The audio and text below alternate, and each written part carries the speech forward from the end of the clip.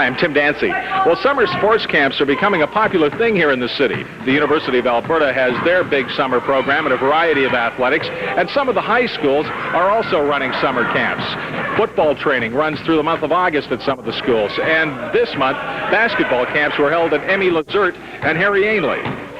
The basketball camp ran 2 weeks. 125 youngsters were involved at Ainley and a smaller number at Lazert. The Ainley sessions were split into 2 age groups, one for kids 10 to 14, a second for ages 13 to 18. Mixed summer basketball camps like this have been around for several years, helping develop skills of the kids at all levels. Jim Skillings of Riverbend Junior High is a coordinator and clinician.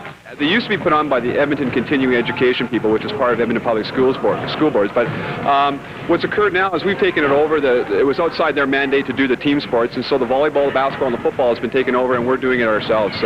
Interested phys ed teachers sort of got together, and we put it on. We thought it was a valuable thing to do, and it is. Look at the kids out.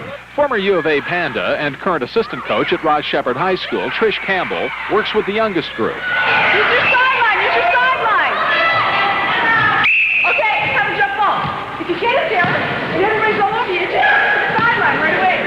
Okay, you two can jump. Here we go. You have to mix in a lot of fun stuff, a lot of shooting competitions, and a lot of games. They like the games, not the fundamentals so much. But you do stress fundamentals at this camp quite a bit, do you not? Well, you have to, because that's what they don't have, and that's what they need right now is fundamentals. Because if we can give them, at least tell them so they know what they should be doing, so when they practice on their own, they can be thinking of the things that we told them and work on those things. The first thing that's really important is the footwork. So we teach them a lot of, even stopping, such a basic skill as a jump stop. We teach them that. A lot of the things without the ball first, because the ball distracts them, so we teach them their cutting footwork, so a V-cut and a reverse, and then we start to introduce the ball, and we don't really do a lot of team concept, except at the end, which is mostly for fun. We don't really stress a lot of the things that they're supposed to be doing. They just have a good time with that.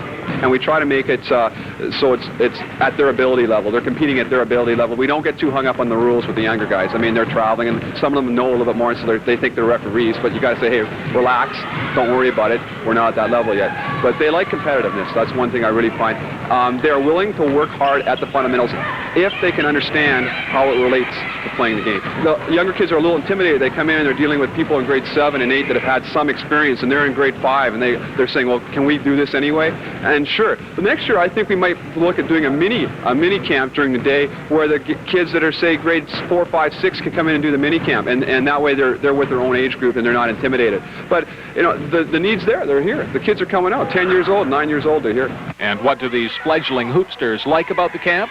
Shooting. Yeah. And dribbling the ball.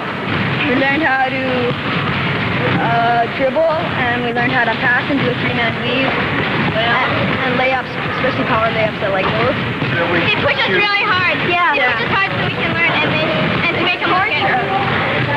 Yeah. They're into it for fun, and you have to make sure that they're having fun, not so intent on learning so much that they forget to have fun at that age. And I think it's very important that we're positive as coaches and not, you know, if we keep drilling things into them and make it not fun for them, I think it'll turn them off the sport rather than have them remember things and enjoy it and want to learn more. Toes, knees, down.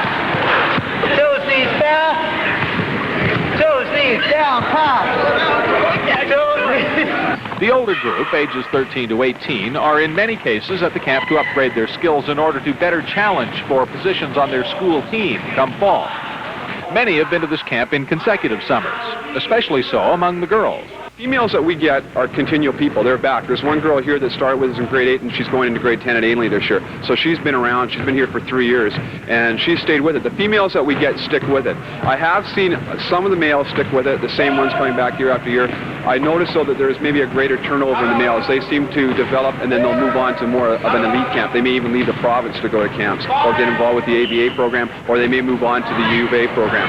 But the females that we do get keep coming back. You can tell the few that have had a basketball background or have had good coaching already, they pick things up really quickly. And there's others that aren't used to a game situation or aren't used to being told how they're supposed to do something, and they take a little bit longer usually. I step up get my feet together, and then take my step. Okay? Ready? A heck of a deal it was. $250 for 10 2.5-hour coaching sessions. The summer sports camps will hold similar camps in volleyball, August 15th to 25th at Harry Ainley, and football, August 22nd to 30th at Ainley, McNally, and Ross Shepherd High Schools. This is Tim Dancy for Edmonton Now Magazine.